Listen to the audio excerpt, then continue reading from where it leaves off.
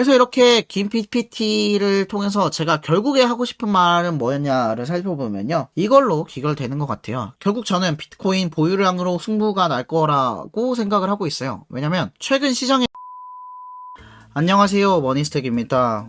지난번에 이 영상을 올리고 제 생각과는 다른 피드백들이 많았어서 이참에 좀 제 노선도 정확히 하고 여러분들이랑 제가 갖고 있는 생각을 좀 동기화하는 작업이 필요하다라고 생각을 했어요. 죄송합니다. 제가 이거 녹화 실수로 두 번째 녹화를 해서 텐션이 안 사네요. 아무튼 저는 스택스 맥시가 아니고 비트코인 활용 맥시입니다. 그리고 비트코인 시장에서 정말 다양한 일들이 이루어지고 있거든요. 그래서 오늘은 여러분들과 제 생각을 좀 동기화시킬 목적으로 이 영상을 촬영합니다. 몇 개는 여러분들이 많이 들어보셨을 이야기고 몇 개는 또 전혀 못 들어보셨을 수도 있는 이야기들이에요. 그런 이야기들을 할 거고 저는 앞으로도 비트코인을 활용하는 것 그리고 이자를 만들어내고 더 좋은 프로토콜을 발굴하는 게 제 채널의 메인 목적이거든요. 그래서 그런 점들을 참고하시고 오늘 영상 시청해 주셨으면 좋겠습니다. 오늘은 취향이 맞는 분들에게는 정말 재밌는 영상이 될 거라고 생각합니다. 그럼 제가 생각하는 비트코인 시장에 대한 거의 모든 것들의 개요를 말씀드리도록 하겠습니다.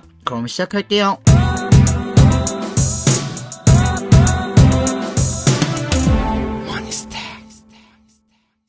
네, 오늘 크게 말씀드릴 주제는 5가지인데요. 첫 번째는 비트코인 메타 프로토콜이 성장하고 있다는 점, 두 번째는 비트코인 레이어 2 전쟁, 이거는 많이 제가 말씀을 드렸던 것 같아요. 세 번째는 비트코인을 어떤 형태로 예치해야 되는가 하는 점, 그리고 네 번째는 비트코인 리스테이킹 전쟁, 바빌론을 중심으로 얘기해 보도록 할 거고, 마지막 5번째는 조금 먼 미래이긴 하지만 비트코인 네이티브 DApp에 대해서 얘기해 볼 예정입니다. 여기서 제가 가장 많이 말씀드리고 싶었던 건 3번, 4번, 1번 정도일 것 같아요. 그리고 저희의 궁극적인 목표는 5번입니다. 그럼 시작할게요. 먼저 첫 번째로는 비트코인 메타 프로토콜에 대한 얘기인데요. 여러분들도 이제 BRC20이나 룬 정도는 많이 알고 계시지만 이 외에도 비트코인 네이티브 메인 체인 위에는 수많은 메타 프로토콜들이 존재합니다. ORC20, BRC420, ARC20, CBRC20 등등이요. 그래서 이런 오디널즈, BRC20, 룬즈 같은 특정한 형태 있죠. 이런 것들을 메타 프로토콜이라는 분류로 얘기하고 있습니다.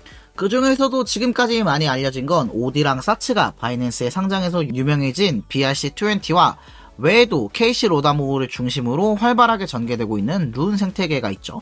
많은 분들이 특히 도그의 바이낸스 상장을 염원하고 있죠. 현재 이 둘 중에 승자는 룬이 되어가는 것으로 보여요. 비트코인 메인 체인에서 대부분 거래는 이 룬에서 발생을 하고 있고요. 심지어 이 룬은 룬 기반의 스테이블 코인, 룬 기반의 네이티브 알트코인들이 많이 탄생하고 있기 때문에 이 룬 쪽은 좀 더 지켜볼만 하다라고 생각을 합니다. 외에도 다양한 움직임들이 있어요. 제가 전에 영상을 만들었었던 오피넷, 유니셋이 주관하는 프랙탈 같은 비트코인을 정신을 계승한 프로토콜은 물론이고 비트코인 코드를 손상시키지 않고 비트VM을 활용하면 비트코인을 블리칭할 수 있을 거다. 이 비트VM은 신이 내린 선물과 같다 라는 극찬을 듣던 비트VM도 현재 비트VM2 백서가 출간되었고요. 외에도 비트코인 메인 체인에 과거에 있었던 코드인 오피캣을 이제는 부활시킬 때가 됐다. 오피캣을 부활시키면 훨씬 더 비트코인 기반으로 많은 것들을 할 수 있다.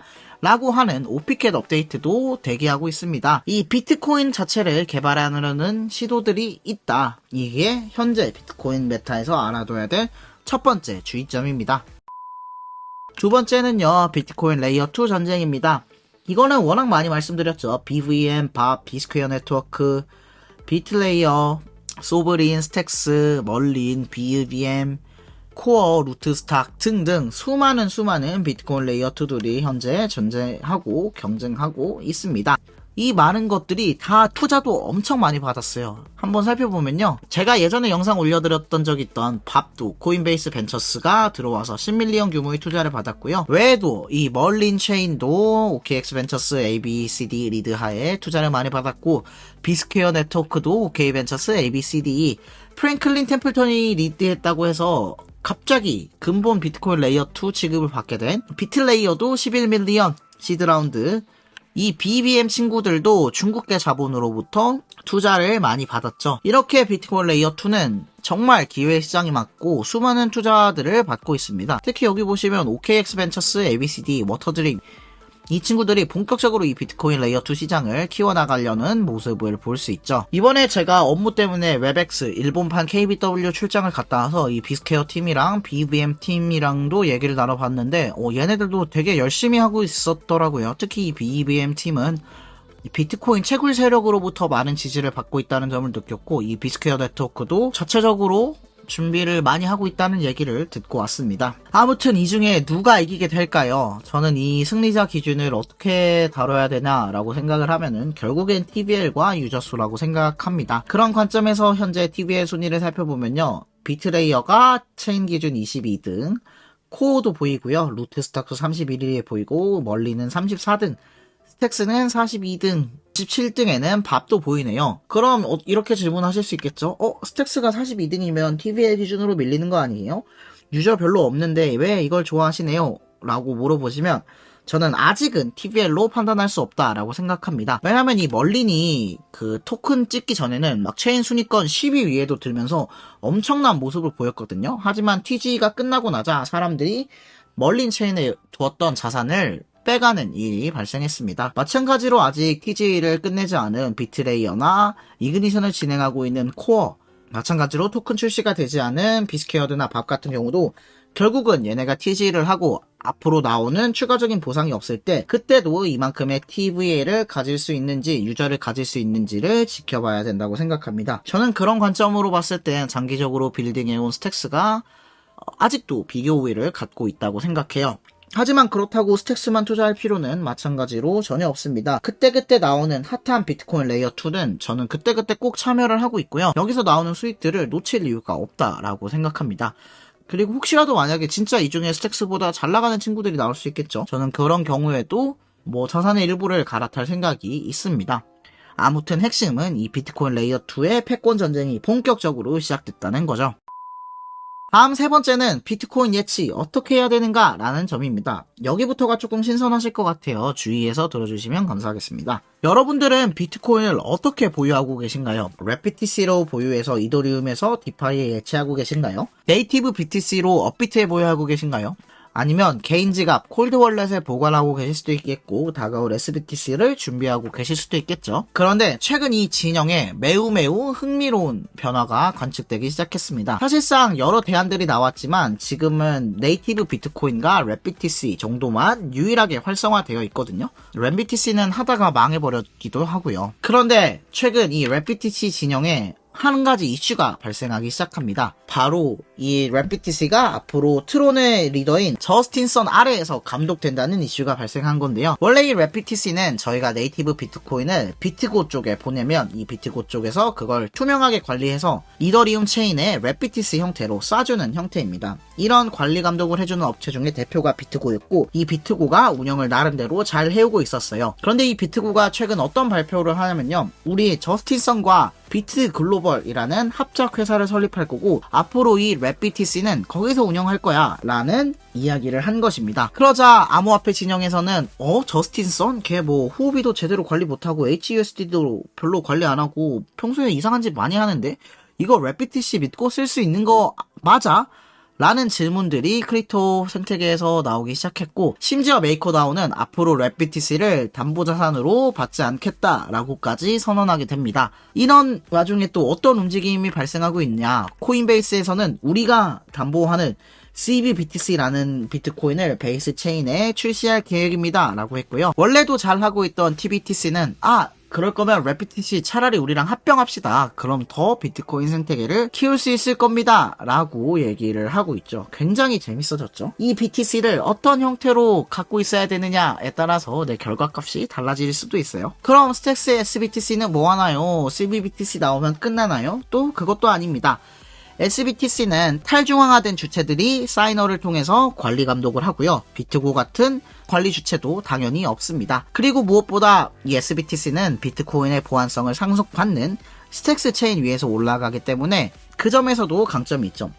그럴 일은 없겠지만 예를 들어서 코인베이스가 관리하는 베이스 체인이 심각한 버그가 터져서 베이스 체인이 망해버린다거나 코인베이스가 알고 보니까 사기 기업이어서 나중에 SBBTC를 비트코인으로 안 바꿔준다거나 하는 이슈가 생길 수도 있지만 이 SBTC는 그럴 수 없습니다. 그런 점에서 SBTC는 확실히 강점을 갖고 있고요. 또 FBTC라는 친구도 있어요. 이 FBTC는 멘틀 쪽에서 최근 굉장히 밀어주고 있는 비트코인의 다른 형태인데요. 주로 이더리움과 멘틀 체인에서 비트코인을 훨씬 더 생산성 있게 활용할 수 있게 하겠다라는 목표를 갖고 있어요. 얘네도 물론 뭐 코인베이스 미국에 상장되어 있는 기업보다 믿을만 하나요? 라고 하면 또 그렇진 않긴 하지만 그래도 이 FBTC도 굉장히 투명하게 운영이 되고 있거든요. 그래서 나는 비트코인을 소유하는 것보다 훨씬 더 좀 공격적으로 베팅을 해보고 싶어 라고 하시는 분들은 FBTC도 많이 갖고 계시는 추세입니다. 이 FBTC는 다음에 제가 몇 가지 전략을 소개해드리도록 할게요. 그래서 이 3번에서 말씀드리고 싶은 내용은 무엇이었냐, 이 비트코인을 어떤 형태로 갖고 있어야 되냐도 매우 재밌는 요소가 됐다는 거죠. 여기에 관해서 문입의 코멘트도 조금 더 읽어보면요, 이 문입이 코인베이스 BTC가 발표됐을 때 했던 얘기를 해보고자 합니다. 비트코인을 프로그래밍 가능한 레일 위에 놓는 것은 앞으로 몇 년 안에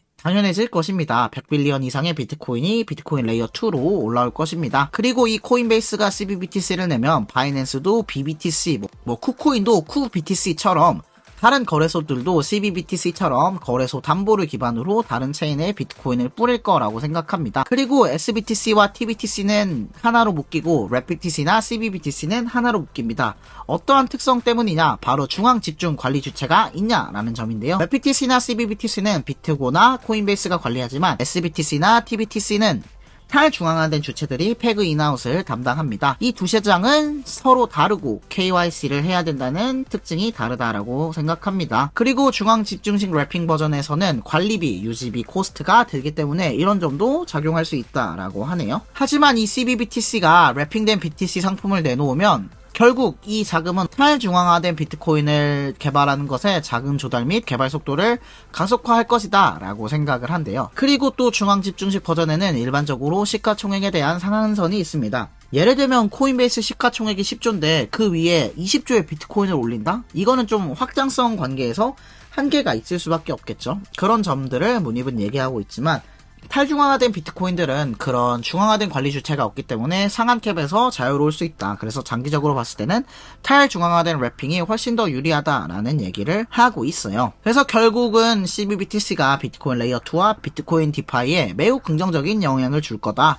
둘 다에게 좋은 영향을 미칠 거다라고 했다는 점도 참고차 말씀드립니다. 다음도 매우 흥미로운 테마인데요. 바로 비트코인 리스테이킹 전쟁입니다. 이 대표 주자는 바로 패러다임이 리드하에 무려 70밀리언 규모의 프리런치 라운드를 도운 바빌론인데요. 이 비트코인 리스테이킹은 지금 가장 핫한 친구입니다. 이 바빌론을 쉽게 얘기하면요, POS, 지분 증명을 하고자 하는 체인에 날개를 달아주는 역할을 하고자 합니다. 이 지분 증명에 대한 이해가 조금 필요한데요. 이 지분 증명은 블록 생성의 무결성을 어떻게 보장하냐면, 야, 너 우리 체인의 보안을 검증하고 싶어? 그럼 우리 체인에 돈을 예치해놔. 그리고 네가 잘못된 검증을 하면 네가 맡겨놓은 돈을 깔 거야 라는 기본적인 원리로 작동하는 건데요. 예를 들면 이더리움 검증자가 되기 위해서는 32 이더리움을 예치해야죠. 그리고 그 블록 검증자들이 잘못 활동을 하거나 노드 운영을 성실히 하지 못하거나 라고 하면 맡겨놓은 32 이더에서 내가 잘못한 만큼 이더리움이 차감되는 그런 형태를 POS, 지분 증명이라고 합니다. 그런데 이 지분 증명이 좀 단점이 몇 가지가 있어요. 그 중에서도 가장 대표적인 건 체인이 영세할 때 얘기인데요. 예를 들면 제가 머니스택이라는 지분 증명 체인을 발행한다고 생각해 봅시다. 그런데 이 머니스택 체인은 아직 코인이 발행된 지도 얼마 안 됐고 시가총액도 너무 낮아서 100억밖에 안 된다고 생각을 해봅시다.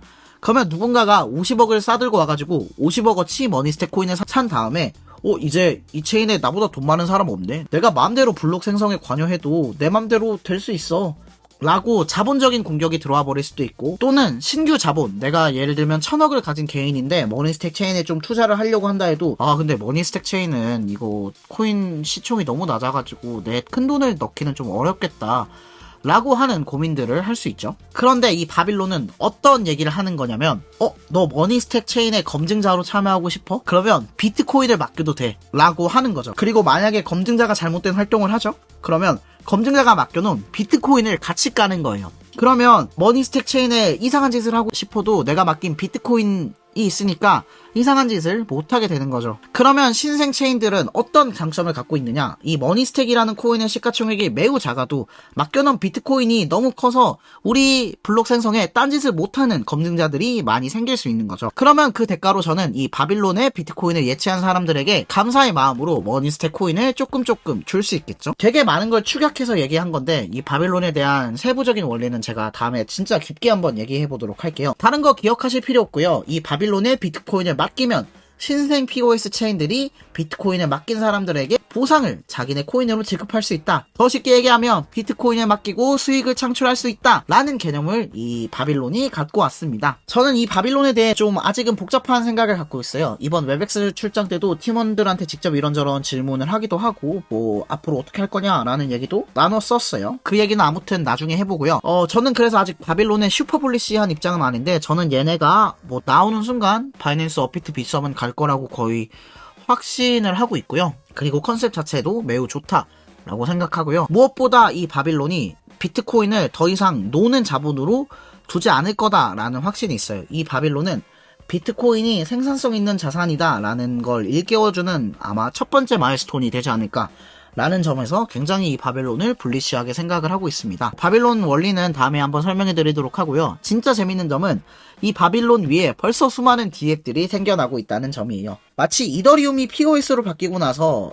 이더리움의 스테이킹을 대신해주는 리도, 로켓풀, 앵커 같은 애들이 등장한 것처럼 벌써 이 바빌론 위에도 바빌론의 비트코인을 리스테이킹 해줄게 라고 하는 신규 프로토콜들이 등장하고 있어요. 뭐 예전부터 있었던 피스테이크 같은 애들은 기본이고 로렌조, 롬바드, 차크라, 솔브, 베이비파이, 베드락 등 수많은 애들이 바빌론 위에 또 론칭을 준비하고 있죠. 이 중에서도 사람들이 좀 좋게 보는 게 롬바드, 차크라, 솔브, 베드락 정도인데 솔브가 아마 제일 유명한 것 같고 롬바드가 좀 바빌론의 적통 자녀인 느낌이 나요. 저는 근데 베드락에 예치를 해놨어요. 좀 홍대병이 있어가지고 아무튼 이 베드락의 비트코인을 맡기면 저는 나중에 바빌론 메인넷이 났을 때 바빌론 코인도 획득할 수 있고 이 베드락의 베드락 자체 코인도 획득할 수 있죠. 그냥 업비트의 비트코인을 가만히 놔뒀으면 어떤 이자도 발생하지 않는데 벌써 저는 비트코인을 스테이킹 함으로써 베드락과 바빌론에서 이자를 얻을 수 있게 된 거죠. 그리고 이러한 움직임은 당연히 더더욱 커질 수밖에 없겠죠. 마지막으로 이제 그래서 비트코인 진영에는 궁극적으로 어떤 일이 일어날 거냐.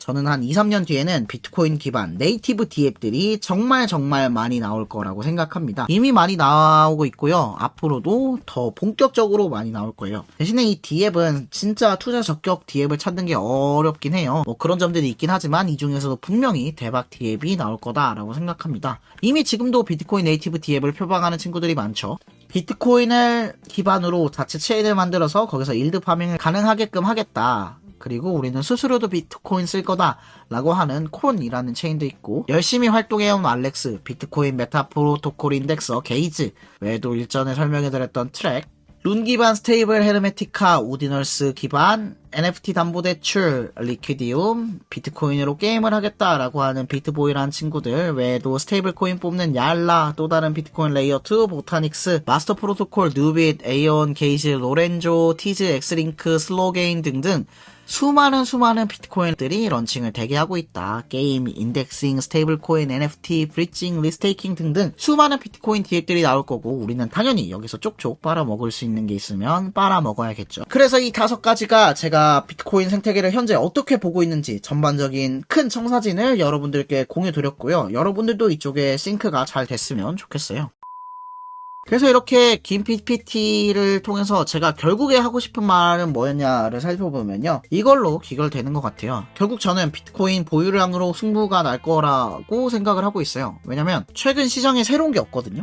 그러면 결국은 근본을 찾아서 올 거라고 생각하고 원래 모든 끝과 끝은 통한다고 하잖아요. 저는 밈코인 장세 다음에 비트코인 장세가 올 거를 굉장히 많이 기대를 하고 있고요. 저는 그래서 지금 스택스랑 비트코인 보유 비중이 거의 스택스가 압도적인데 스택스가 좀 오르면 6대4나 7대3까지도 좀 포트폴리오를 리밸런싱 할 정도로 비트코인 홀더들이 다음 시장의 승자가 될 건 자명하다라고 저는 제 자체적인 생각을 끝낸 상태고요. 좀 더 좀 세분화해보면 첫 번째로는 여전히 꾸준한 리서치와 유연한 사고가 가장 중요하다. 그래서 지난주와 같은 영상도 만들었고 앞으로는 의도적으로 밸런스 있게 비트코인 생태계를 더 다룰 예정이고요. 두 번째로는 적절한 자산 배분에 관한 얘기예요.